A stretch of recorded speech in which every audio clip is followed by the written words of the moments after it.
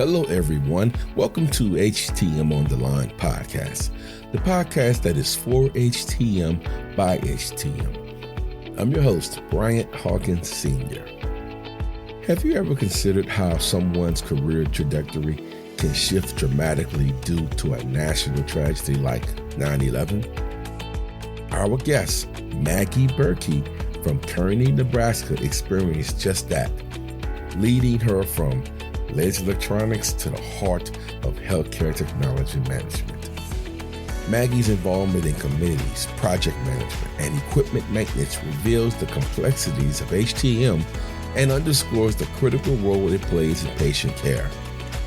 The episode culminates in a forward-looking discussion on the necessity of adaptability and the spirit of continuous learning within HTM. We close with a nod to the future, emphasizing the importance of nurturing the next generation skills in robotics and programming to meet the industry's evolving demands. So settle in and immerse yourself in this captivating and enlightening podcast experience. Maggie, welcome to HTM On The Line. How are you doing today? I'm doing great. How are you doing, Brian? I'm doing well. I'm glad you took a little time out your busy schedule to come hang out with me this evening. Hopefully we can have a good time talking with each other. Yes, sir. I'm looking forward to it. Thank you for inviting me and for what you're doing for the field, sir. What inspired you to enter the HTM industry? What got you on this journey? I'm curious. Honestly, it was my mom. She had seen a posting in the local newspaper that there was a laser electronics program starting at my alma mater and encouraged me to give it a try. She thought, it would be a more of a man's field, and said that it would be something I could do and would help me get some job security. And fast forward, I went to 2 years electronics equivalent and graduated from the laser program, started working in that field, and 9/11 came along and shut down a lot of the jobs that were in that industry. So that pushed me into working as a home health aide. And that's where I found out how hard nursing professionals work. And I really love taking care of people, but I also loved to fix problems. And so fast forward a few more years, and I got married and started having babies. And my husband said, well, why are we paying for this education that you're not using? So we were back where by Sioux Falls, South Dakota, where my alma mater is. And I went and took a look at what there was, and they had a 1-year biomed track that, as long as you had the 2 years of electronics equivalent, you could get that degree. And so I went for it, and all the doors just seemed to open, and it all flowed really easy. So I kind of knew it was what I should be doing. And after graduating, I probably put out at least 80 applications and sat for probably 7 interviews. And Vicki Snyder at the University of Minnesota Medical Center took a chance on me. And it's kind of history from there. Wow. Now, every time I ask someone how did they get into the HTM industry, everyone has a different story. But I've never had no one tell me their mother introduced them to the industry. So the list keeps getting longer. That's pretty awesome. I mean, how did you feel when your mom was like, why don't you try to work on lasers? Did that kind of make you Well, say, what is this about? I mean, you got to understand, my mom was a truck driver, oh, okay. and she's just a strong, caring, fearless woman. And, she had 8 kids, and so she didn't have any downtime. But she really just the smartest woman that I know, and really just knowing that she supported me in it, it gave me the confidence to even try. She was ahead of her time, I think, and just a real forward thinker, and somebody who knew that it didn't matter what your gender was. You could do anything if you put your mind to it. Definitely, definitely. Now, can you describe your current role at the moment at the hospital? What is your current role? What is your main responsibilities? So, you name it, and I'm probably been working on it in the last several months. I work at an award-winning critical access hospital in rural Nebraska. I'm one of a handful of in-house programs I work for an independent service organization called Bioelectronics. They're centered in Lincoln, but I report to this hospital in Holdridge, Nebraska every day. And I'll tell you, I've got a lot of hats. I'm part of the maintenance team, but I sit on the safety and environment of care committee, capital planning committee. I have had lots of new equipment come in the years since I started.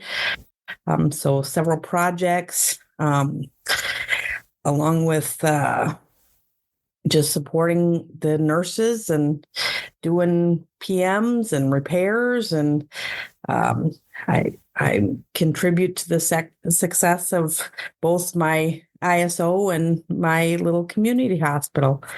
So I really get a little taste of everything in a day. And that's really what I love the most probably about HTM is that there's no 2 days alike, and you get to kind of see where the day takes you. Absolutely. No 2 days, no 2 hours sometimes. That's so true.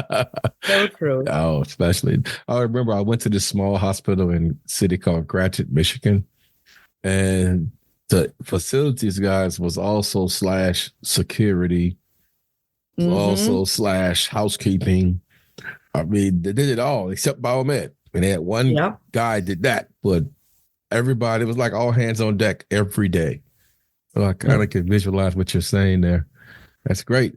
Now, you mentioned projects.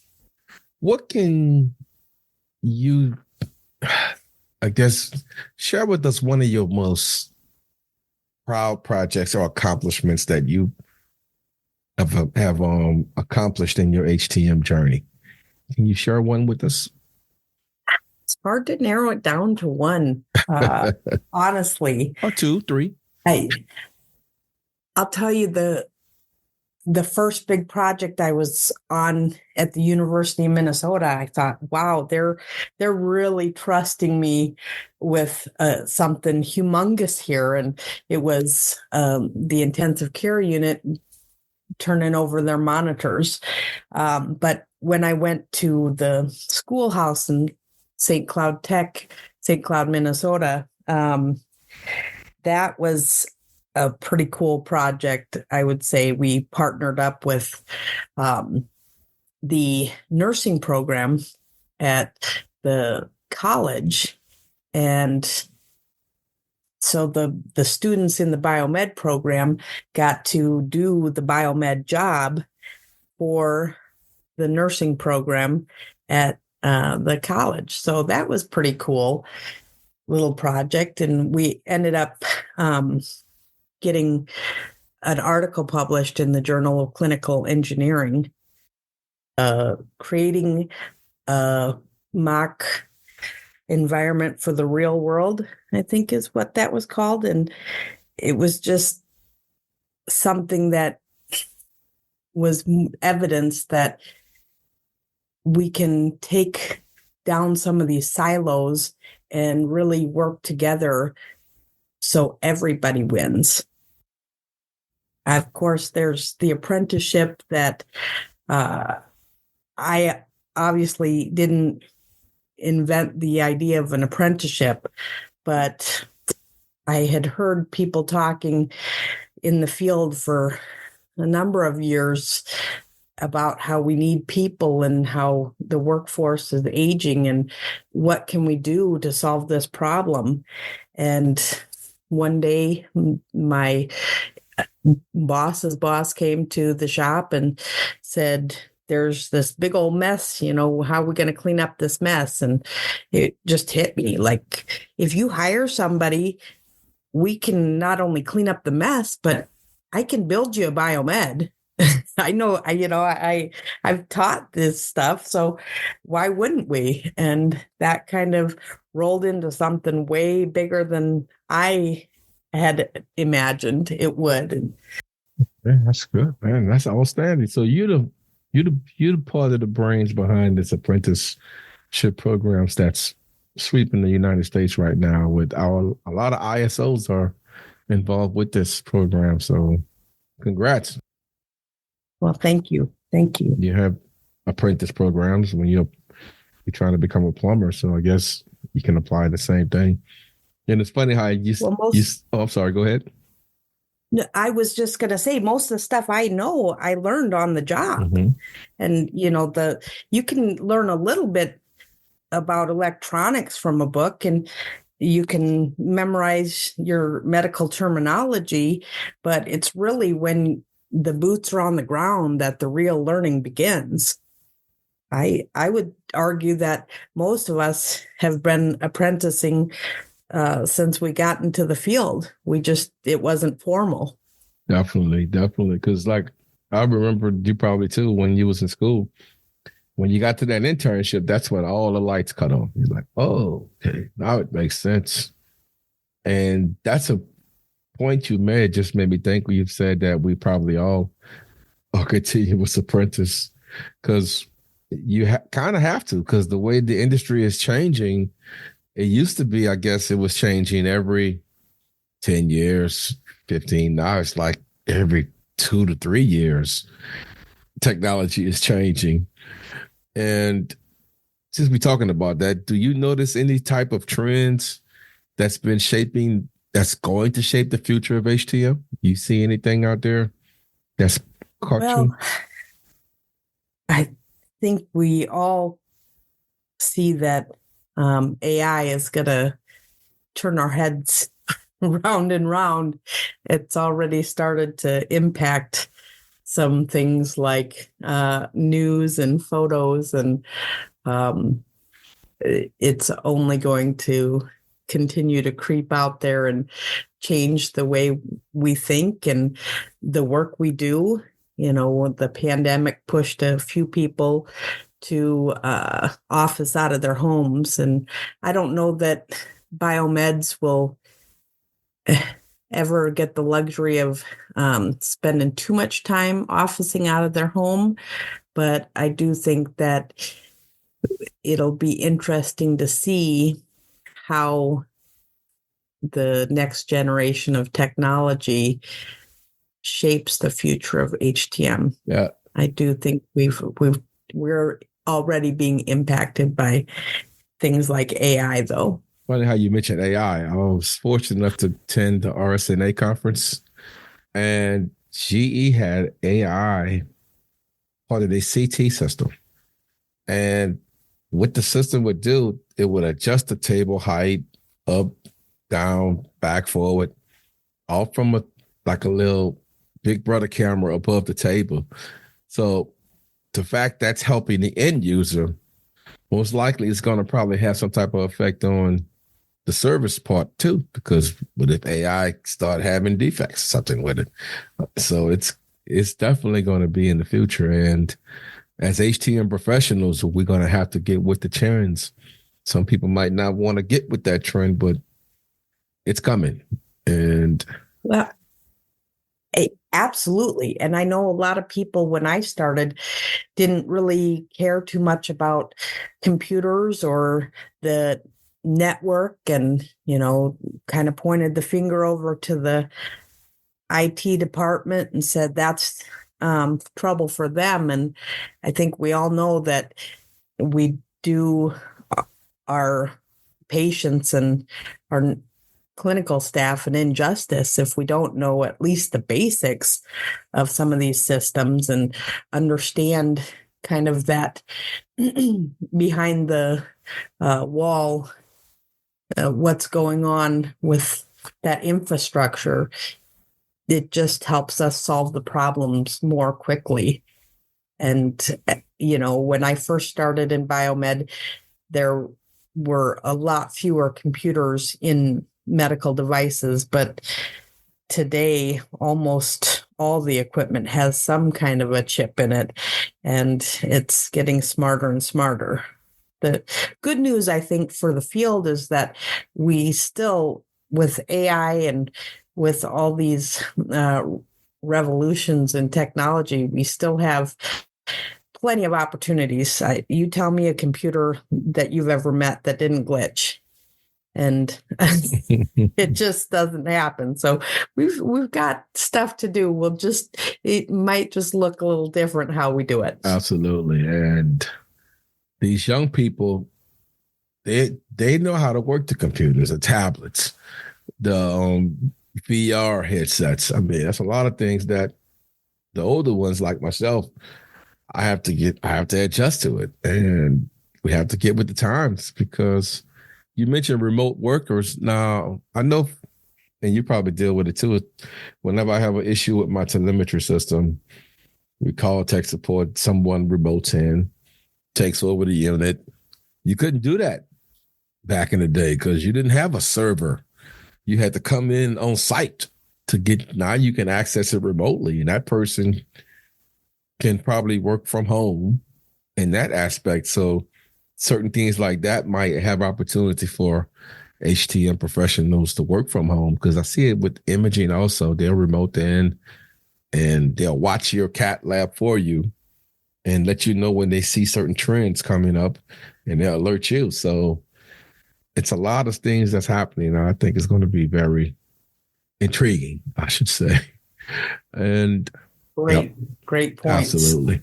Now, you're a female in the industry. I don't know, how many females do you have in your work within your company? Just out of curiosity, let's see. I think there's just 2 technicians that are female. And what's the total? What's the total techs you have? And I think there's 25 technicians total. Okay, so we have some support staff at the main office that are female, but I think there's 5 or 6 of us total that are working for the company. Only 2 of us are technicians.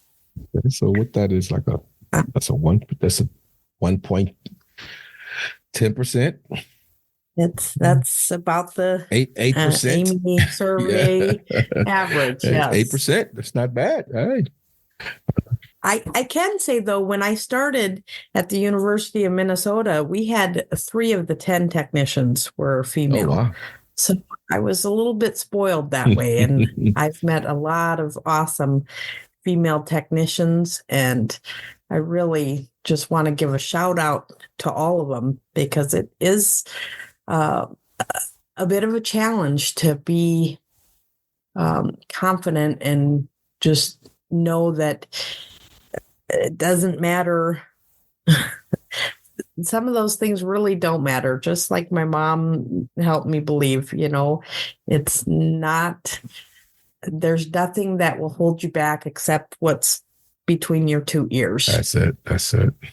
Now that we're talking about these females in the industry, now, what advice can you give to a young woman aspiring to enter into the HTM industry? Like, you had a high school career day, and a young lady just comes up to you and say, I want to do this. After hearing your spiel about it, what would you tell them to encourage them to continue to join?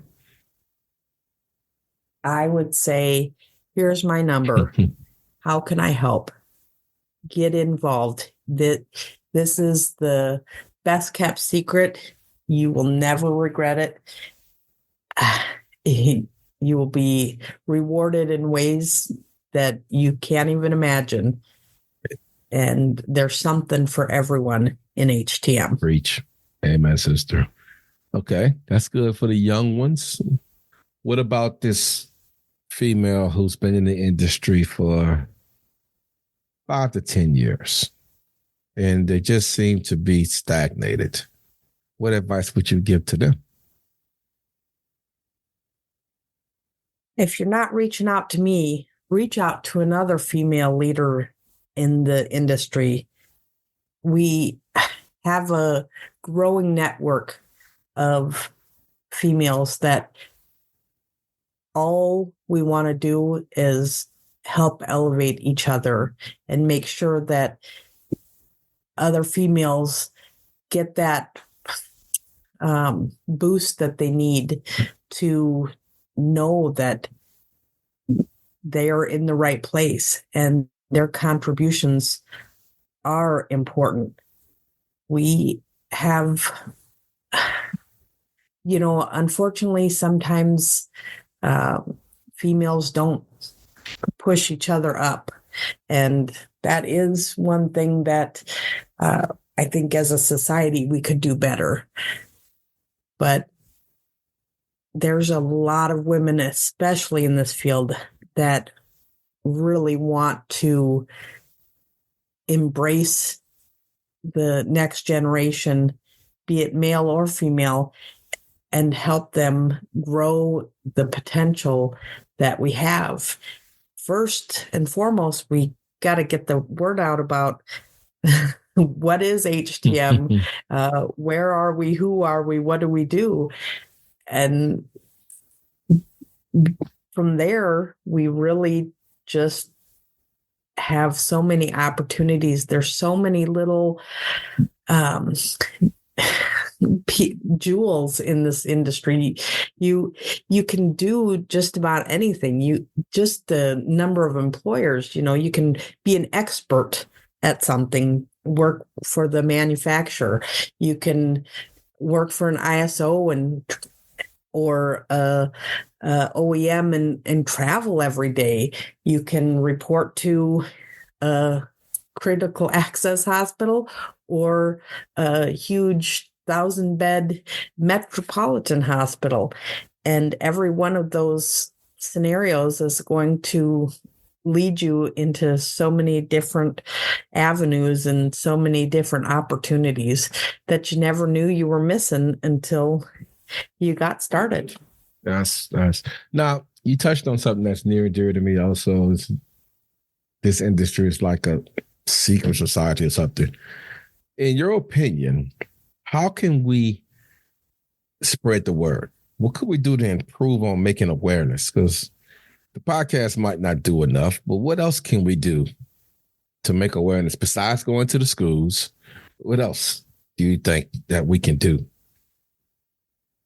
I really think that we don't take enough opportunities to kind of rub elbows with the C-suite and make sure that even in our own facilities that everybody knows who we are and the value that we add to the facility. I think a lot of things start right at home, right within your reach. And if you put your passion out every single day and show people why the work you do is meaningful, and don't be afraid to toot your horn once in a while, so people will really understand that what you do is important and it does impact patient safety. It does impact staff satisfaction. It does impact the whole shebang. Then that's a start. Yeah, definitely. You are absolutely right about within the hospital. You would be surprised how many people don't know what biomed is, and you work in a hospital with them. Yeah. But I was always thinking, like, say, I don't know how many people we have in the United States that's biomeds. Just say it's 10,000. And I always wondered if the 10,000 technicians, if each person was to say, I'm going to tell 4 people about the industry, that could be 40,000 people that's hearing about it.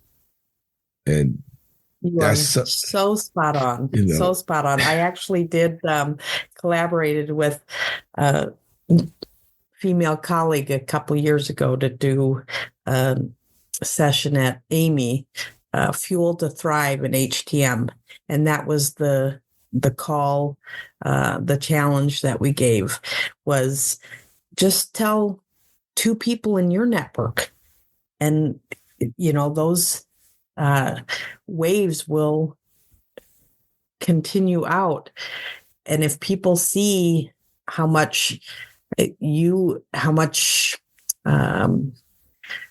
reward and satisfaction that I get from this, it's going to make them think. It's going to make them think about, who in my neighborhood or who in my network is looking for something. And I go to a lot of these, student, what do they call them?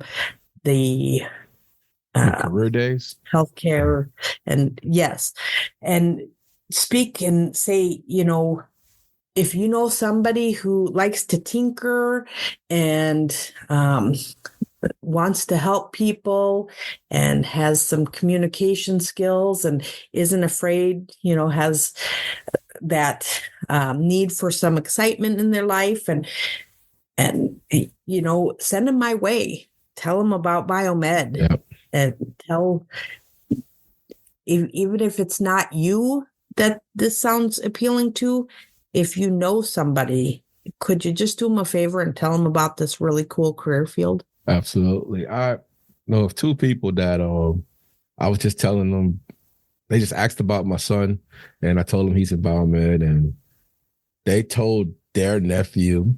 He didn't want to do it, but the other cousin did. So he finished the program. Now he's doing biomed. And that simply came from a simple conversation. And the point I tell a lot of people, when you join this industry, you have a career. It's not a job. It's not like you just went to school and took a trade. You can do so much in this industry to where you can start off as a BMed 1, and in 5 years, you could be a specialist and making a good living and not being entirely in a lot of debt from school. So that's one of the best parts. The return on investment for becoming a BMed is unbelievable. It's huge. It's huge. And with the apprenticeship, you have no student debt. Yeah. And you really are, even if you have a 2-year degree, you really are getting a huge return on the investment. And, if you start working in a hospital and see, oh my goodness, look at their doing these really futuristic cases in the cath lab, or, I'm just, I didn't realize that I love the water sport of dialysis, that just trickles into the next phase of your career. But you'll never get bored in biomed. Never. Because it's so big and there's so many different opportunities. It's funny you mentioned dialysis. I did dialysis for 7 years, and it's amazing how you have the electrical flow pad and then you have a fluid flow pad. So both of those are right inside the machine, and that's not even counting the RO system. It's a whole nother thing. But it's just amazing how that piece of equipment is saving that patient's life. Without that equipment, that patient can't live. So when you're working on this, literally. So when you're working on equipment in a hospital, I don't think we realize that, because we see so much in the shop that everything we touch is making someone's life better. And that's something that gives you the return also.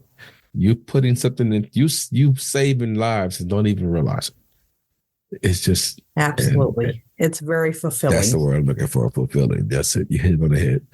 Now, you mentioned that you have a husband and some little kiddos. I don't know if they're small kids still. How old are your kids? They actually range from my daughter is turning 13 this month.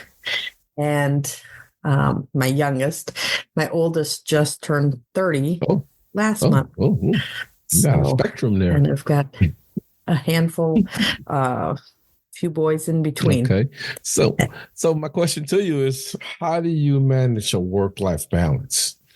Especially you mentioned how you in a hospital where you wear a number of hats. How you balance that work-life balance? Because that's important now. I would say I had a great mentor. My mom, remember, she had 8 children and she made it look effortless. She really was and is to this day my rock star mama. For me, honestly, a big part of it is my faith. I have been blessed beyond any dream my dreams were way too small. And my creator said, "Oh, look, watch this." And I have a great network of female and male colleagues, and my husband, he's just amazing. He definitely drives me crazy because I'm married to him and I have to live with him, but he's also a great rock that has pushed me to jump in whenever I could and has always encouraged, when I got my first leadership job in biomed, he was the first to point out, you're not really qualified for this, but he was also the first to recognize that I worked my tail off to make sure that I nailed it. And it really is a lot about balance. I try to take care of myself today, try to get enough rest. I never miss an opportunity to hang out with my grandsons or my kids. We prioritize time together and just really, I try to be very mindful about what's important. And I would say that family is number one. And God is my family. So he's right in there. That's it. And the whole key to the thing, I tell everyone, you work to live. You don't live to work. And I think people get that twisted, and you got to go home and cut it off. It might be hard, but you have to. And it's amazing how they have the saying that behind every great man is a great woman. So I guess in your situation, behind every great woman is a great man, because you hit on the head. You can't do it without that support. I don't care how good you are. If you don't have that support at home, you're not going to be able to come up with the idea about the apprenticeship program. You're not going to be able to go to work and do what you do unless you have that support. And that's very encouraging to hear. And I think that's encouraging for those who may be listening to know that you have to put your family first. People say it, but do people really do it? It's the key, because you have to. If you're not putting your family first, what are you doing? I couldn't agree more. Yeah. And I've asked my kids to make sure and call me out if I am getting off balance. But I really do try to make time for, my daughter, the youngest. She likes to go out for little cruises and just to chat my ear off and listen to music. And it's some of the most enjoyable time that I have these days. My boys, they challenge me with some other fun stuff, but they all keep me on my toes, and it really is. I wouldn't want to spend life any other way. Yeah. And I know when I used to be on a challenging job, or if I'm having a challenging day, I used to keep my kids on my desk, and I just look at the picture. You know what? This is why I'm here. Keep that before you. This is why I'm here. So you got to keep you calm. You can't tell that nurse what you might be thinking, or you can't tell that coworker you have to stay focused, because what you do on the job affects what happens at home. So I used to keep my kids right in front of me just to keep me motivated, because you need that motivation. You need that inspiration. And most of the time, family is the inspiration and motivation for 90, probably 100% of people that's working, unless you don't have one. But that's my motivation. And it sounds like that's yours also. And absolutely. And that's good. I mean, if you have a good family, then it will show in your work. And it's something that you definitely can continue to grow with. Now, let me ask you this question as far as professionally. How do you stay updated with the different things going on in the HTM industry? How do you continue to grow professionally? What do you do? I'd say my network helps a lot with that. I'm very involved with my local HTM society, and they help, the quarterly meetings and the annual symposium. I asked for things, when we got new ultrasounds, I asked if I could go to training, and, they said yes. So just speaking up for myself, just saying, I don't really feel comfortable working on that sophisticated of equipment without some kind of training. But I read, I still get paper copies of a lot of our biomed focused magazines. I listen to podcasts, and thank you for having podcasts to listen to. I listen to people like Justin Barber on YouTube, and of course the Bearded Biomed, just to try to keep my fingers in as many pies as possible, and just really try to be at least somewhat in the loop on what's coming down the pike. And really, because I'm just kind of a nerd that way. I'm interested in a lot of those things. And so I just want to know. I don't maybe read to the deepest level, but I try to brief myself on a lot of stuff just so I kind of know. And then if I'm interested in something, or if something really intrigues me, then I'll dig a little deeper. You did. That's some information you laid there with the different podcasts, and I get motivated from all of those people, and you also. I mean, you may not think you encourage and motivate people, but you do. And I tell people all the time, you don't have to have a podcast to be inspirational, motivational. Just coming to work and doing everything the right way is motivational, is inspirational. And sharing your wisdom with others, sharing your wisdom with Amy, coming up with The Apprentice. I mean, that's inspirational. I mean, you can share something and then someone can build on that. Like I said, you might not make the fire, but you can do the spark that turns into, however that quote goes. But you have that in you, which is why I wanted to bring you on, because I think people should know about Maggie B. But well, thank you. Well, let me ask you another question. And sure. As far as how long you've been in the industry now? It's about at 14 years. 14 years. Wow. There you go, man.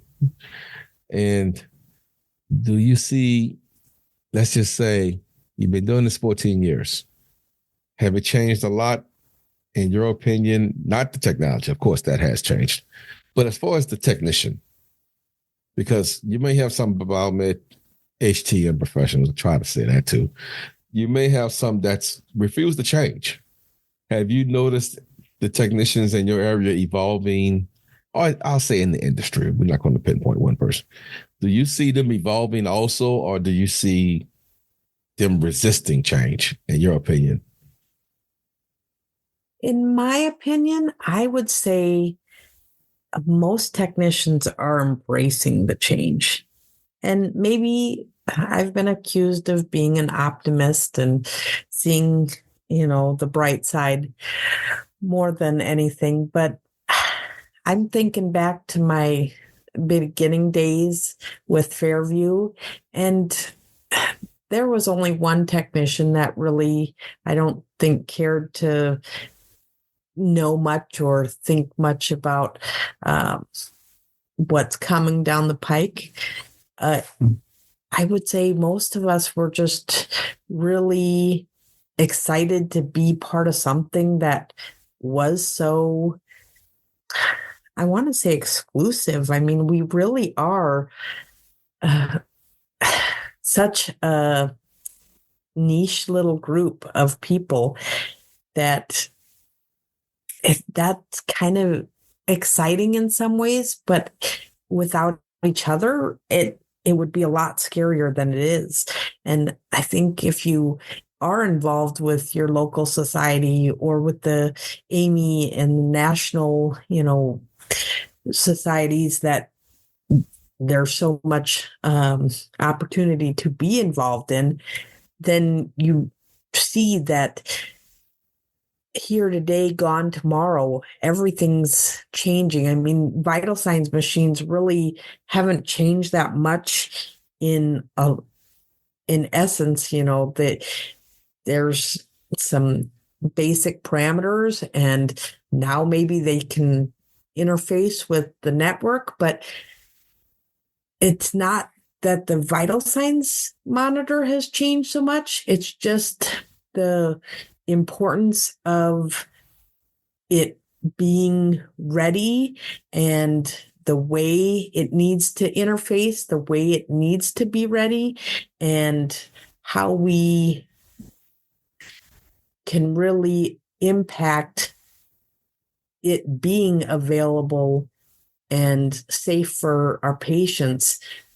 I just don't see a lot of technicians that are limiting themselves, thinking, well, that's somebody else's job and that's somebody else's problem. I think most technicians that I've been fortunate to know are bigger thinkers. They're trying to think outside the box. They're trying to solve problems and really add value. That at least the good ones. Yeah, and that's a good point about the vital signs monitors. They just got a lot cuter, touchscreen. Yeah, You can plug the unit. Maybe a little smaller, but smaller and smaller. Some fragile, some robust. But like you said, and the test equipment, that's the one thing I noticed. Like the ESU analyzers, I mean, the new ones, you really have to read that manual. Yeah. I mean, it's challenging, it's different. Yes, it is different. But it does a lot of testing that is required for these new ESU units. So you can't use the old tester on it because it's not going to give you a full PM. So you have to get the latest test equipment, and you have to, and that's what I like. I think a lot of older biomeds get challenged at with this new technology, and they get, I guess, nervous instead of just saying, embracing it. Some of them shy away from it, and that's what I noticed, because we was laughing in the shop one day talking about documentation. Like when I came to the industry, it was no EMR system, so every piece of equipment had a manila folder. So when you went to the floor, you had to bring that folder with you with the history in it. And then they eventually came out with electronic systems. But that was the first 7 years. I'm like, man, I had to practice my penmanship. I had to make sure I didn't bring the folders home. And there's a lot of stuff that's advanced. And I tell the kids, you can do your work now from your cell phone. That's And right. you could That's be on the right. floor and you can actually close a work order. And it's just how times have changing. And like you said, you have to change with them. Well, Maggie, I enjoyed talking with you, but I want you to share one more thing with the audience. I want you to give some, because you gave a lot of wisdom for females, but I want you to give some encouragement to all HTM professionals, male and female, young and old. What could you share with them as far as? Well, thank you for giving me the opportunity to really at least try to give some encouragement to all of my human counterparts because, you were talking about the seasoned technicians that sometimes might tend to shy away from some of the newer technology. But I can tell you that I want to be arm in arm with my seasoned technician as we go in and look at some of these systems that, they know inside and out. And year after year, even though the face might have changed, that the internal system really hasn't changed much. What I love about the seasoned folks is that they can kind of show us where we've been so that we can make a better trip forward instead of trying to recreate the wheel. We can really work on getting it to spin a little nicer just because we have that historic perspective. I think the saddest part about this retirement exodus that we've got going on right now is that I'm not sure that we're getting all of that wealth of knowledge to be passed on to the next generation. I would like to encourage us to invite any of these retirees to continue to speak at our engagements and help bring in people from their community. They still have all that knowledge. Mentor, make videos, interview on these podcasts, just so that some of that information won't be lost. And at the end of the day, we are all humans. We have certain needs, and that is so important to keep us kind of grounded and not put ourselves above or below anyone else. But it's those unique experiences that none of us share that makes us so much richer when we come together and we try to problem solve. And there's also so much information and so many people that care so much about just making sure that you and I and everybody in this field have the tools we need to really be great. Well said, well said. And you said a great point about the seasoned veterans, seasoned technicians, working on and on with them. And I always tease the guys in the shop. They'll be like, man, you've been doing this 30 years. I said, yeah, but the stuff I worked on 30 years ago is not in the hospital right now. So you got to stay going because you might be in it 30 years, but some of the stuff maybe. I take that back. You might find a striker table here or two that's 30 years old. But that's probably, yeah. But I know some of those Dopplers, those old Dopplers are still around, and and that the young people to just bring so much energy and vibrance and and great ideas, different perspectives and that tech savviness that you were talking about. I am so encouraged. I used to coach robotics when we lived in Minnesota, and I know that the future is bright when you look and see some of these kids that can program a robot to do really things that would be difficult for a lot of people to do. And, these guys were in grade school and middle school doing this stuff. So we don't have anything to worry about as long as we put our priorities in the right place. And I think that children and education need to be high priorities. Absolutely. I agree with you 1,000%. Like this staffing issue, I tell everybody, these young people gonna fix that, man. We just gotta let them do their thing. Don't stifle them. We gotta turn them loose, and they're gonna fix it because they see it from a different angle than we see it. We see it the way they're looking at it from another perspective, and all they need is a little guidance, and that's where we help them, and they can turn them loose. And I'm telling you, it's gonna be like unbelievable, and I look forward to it. Maggie, I appreciate you coming on. You welcome back anytime. Can't wait to see you again. Thank you. And we can talk and feel like I know a lot more about you now than I did before. So I appreciate the time you spent with us. And I wish you nothing but much love and success, and keep that family bond growing, because that's the key to Maggie's success in the HTM industry. And we need you in the HTM industry. So keep doing what you're doing, Maggie.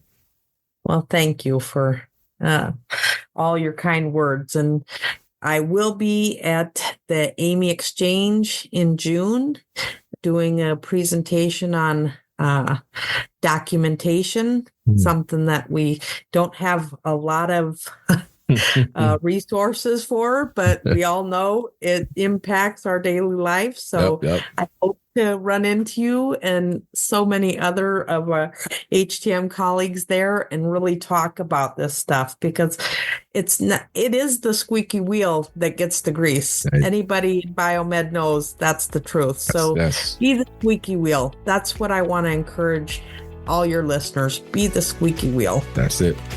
Great. Thanks, Maggie. Thank you for tuning in to HTM On The Line podcast. For more engaging content, including podcasts, HTM motivational videos, blogs, and monthly newsletters, be sure to visit us at htmontheline.com. Don't forget to share these valuable resources with your fellow HTM professionals. Till we meet again, thank you and take care.